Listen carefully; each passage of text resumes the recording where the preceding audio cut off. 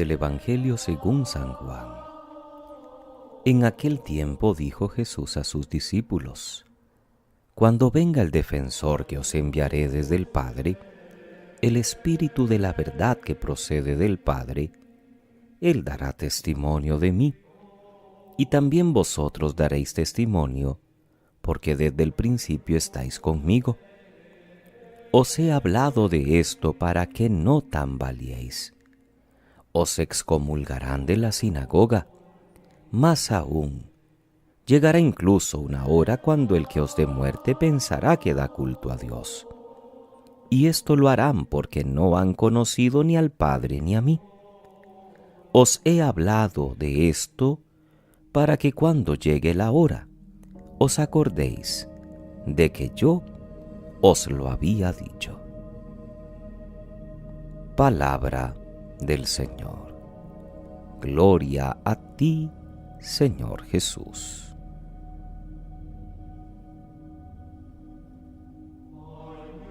Es lunes, queridos hermanos. Seguimos en el capítulo 16 del libro de los Hechos de los Apóstoles en la primera lectura.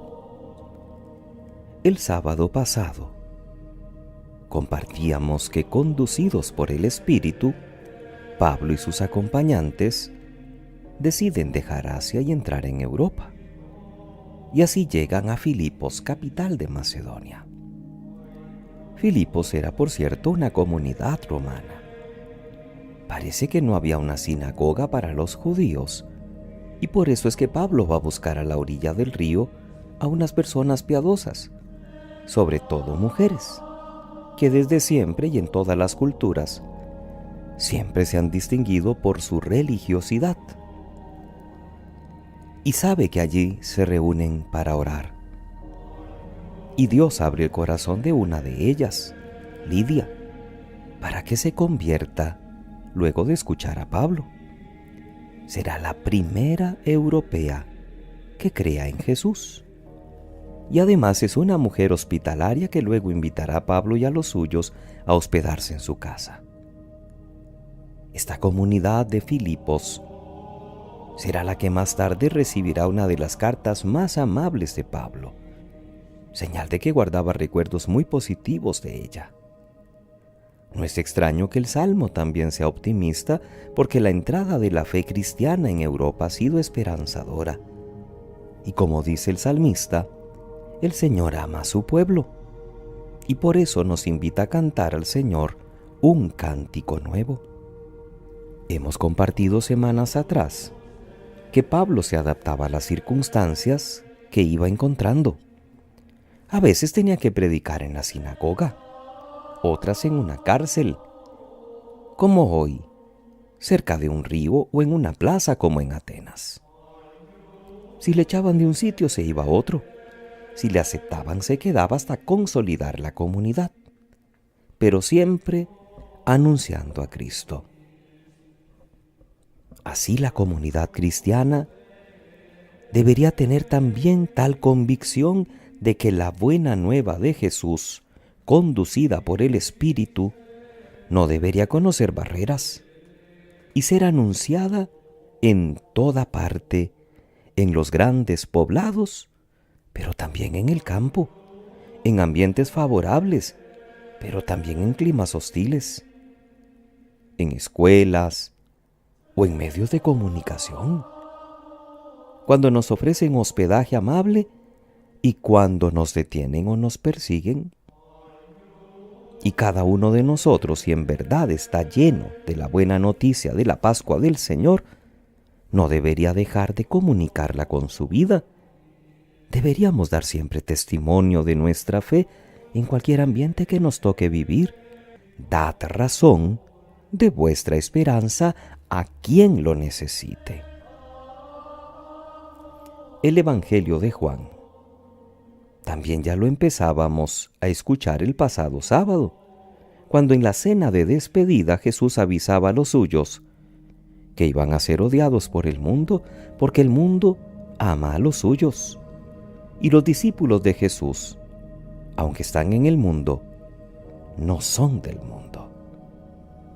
ahora sigue anunciando dificultades. Los van a excomulgar de las sinagogas. Llegará la hora incluso en que quienes les den muerte pensarán que están dando culto a Dios. Y este sufrimiento de los cristianos se ve como una continuación del sufrimiento del mismo Jesús, a quien tampoco este mundo le aceptó. A ellos les perseguirán, porque el siervo no puede ser más que el Señor. Y lo que no quiere Jesús es que cuando llegue esta hora se tambalee la fe, sino que nos acordemos de que Él ya nos lo había advertido. El encargo fundamental para todo cristiano es dar testimonio de Jesús. Y el día de la Ascensión, lo escucharemos el próximo domingo, Jesús nos dirá que somos testigos en Jerusalén y en Samaria y en toda la tierra. Pero hay un factor muy importante para que esto sea posible. Es la fuerza del Espíritu que Jesús nos promete para poder dar ese testimonio.